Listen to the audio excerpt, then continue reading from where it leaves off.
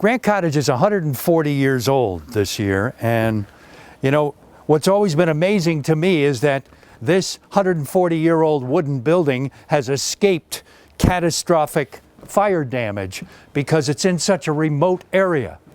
But we've spent a tremendous amount of money over the past 6 months to be able to put a state-of-the-art fire suppression system inside this building. And thank goodness we did it just in time.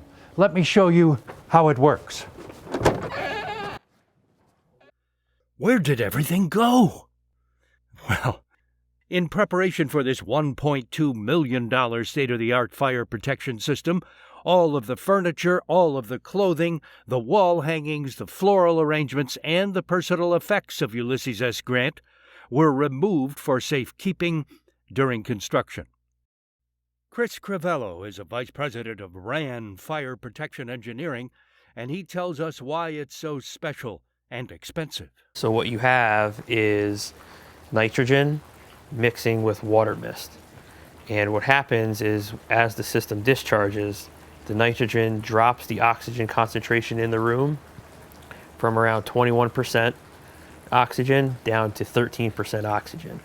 And that's important because 16% oxygen is what a fire needs to sustain itself. So the first aspect of the suppression is that the nitrogen drops that oxygen down to 13%, it puts the fire out. But couldn't that watery mist damage some of the historic artifacts and furniture in the cottage? But that mist is a very dense fog. So think of it, if you're outside on a day that's foggy and you can only maybe see 15 feet in front of you, that's the environment it makes in the room. Yes, there'll be some dampness, but you won't have water damage from occurring. The tanks for the nitrogen and the water mist have been installed in the basement of the cottage. So the black tanks are the nitrogen bottles. Those tanks, during a discharge, they're sized based on the size of the building. And overall, you have to get that oxygen concentration down to 13%. This was the first ever hybrid extinguishing system installed for historic occupancy. And the second challenge is that the hybrid system, because it's nitrogen and water mist, you have two pipes. So rather than having to fit one pipe up through the wall and across the ceiling, now you're trying to fit two pipes side by side. A little bit more of a challenge, but the obvious benefit is that you get that dual agent protection.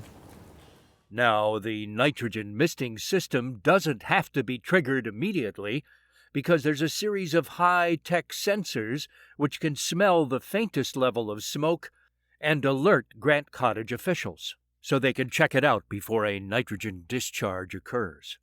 A very high-end type of smoke detector goes back to a panel in the basement.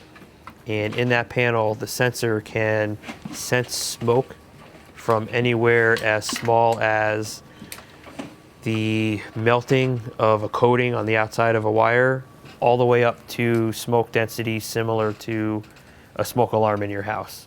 Paige Schmidt is a wooden objects conservator for Parks and Historic Preservation, and she made repairs to some furniture in the cottage during this 6-month construction project. Many of those pieces have been on site more or less for the past 150 years, so this gave us the opportunity to look a little closer at some of those pieces. And so for a variety of reasons, a few pieces were selected to come to the lab that either needed a little bit more heavy-handed cleaning. We had some inactive mold that was on some of the collection pieces.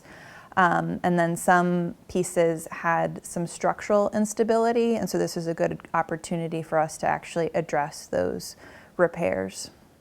Curator Amanda Massey from the State Bureau of Historic Sites has used as many as 15 workers to pack up and remove everything from inside the cottage, and now that construction is completed, she's going to make sure it all gets back where it was in the summer of 1885. Before we took everything out of the building, we made sure we had an inventory of everything that was in it, so we know exactly where everything was and what was there. And one of our units, our collections management unit, are the people that are in charge of keeping track of all the collections statewide, so they know where they are at any given time. So because we have that, we know what's at the storage facility, what's in the house, what's at People's Island. So we've been planning. We haven't just been sitting on our hands. Both the conservators have been working on things in their labs, getting them ready, getting them cleaned and prepared.